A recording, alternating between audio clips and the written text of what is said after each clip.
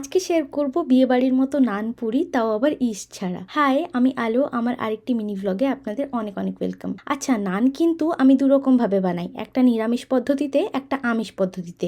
তো আজকে নিরামিষটা দেখাচ্ছি, অন্যদিন আমিষটাও দেখাবো। প্রথমে লাগবে বেশ অনেকটা দই, তারপর তাতে দেব নুন আর 1 চামচ চিনি, আর তারপর দেব বেকিং পাউডার আর বেকিং সোডা। আচ্ছা, বেকিং পাউডার দিয়েছি হাফ টিস্পুন মতো ছোট চামচের, আর সোডা দিয়েছি তারও হাফ। তারপর একটু সাদা তেলও দেব আর দেব ময়দা। এইবার ভালো করে মেখে নিয়েছি ডোটাকে। খুব শক্ত করেও মাখিনি, খুব নরম করেও মাখিনি। তারপর ঢাকা দিয়ে রেস্ট হতে দেব 2 থেকে 3 ঘন্টার মতো। তো বেশি নরম করিনি, কারণ হলো ময়দাটা রেস্ট করার পর কিন্তু অনেকটা নরম হয়ে যাবে। ব্যাস, তারপর সবকটাকে বেলে নিয়েছি। আমার এইটুকু ময়দাতে মোট 5টা হয়েছে। তারপর গরম তেলে ছেঁকে নেব।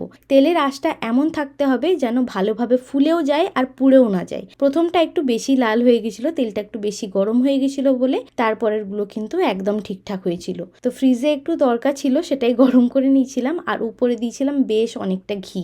ব্যাস, তারপর সার্ভ করলাম নান আর তড়কা, আর তার সাথে ছিল স্যালাড। কি ভালো হয়েছিল খেতে, কি বলবো। একবার নিশ্চয়ই ট্রাই করে আমাকে জানাবেন। একটা কথা বলবো, আমার তো এটা গরম খাওয়ার থেকে নেক্সট ডে চা দিয়ে খেতে বেশি ভালো লাগে। কিন্তু সাবধান, আমার মতো যদি আপনাদেরও পছন্দ, তাহলে সকালবেলা প্রথমে উঠে কিন্তু একটা প্যান্ডি খেয়ে নেবেন, তারপর এগুলো খাওয়ার সাহস করবেন। তাছাড়া কিন্তু একদমই নয়। তো এই তো ছিল আজকে shorts. Follow for more. By.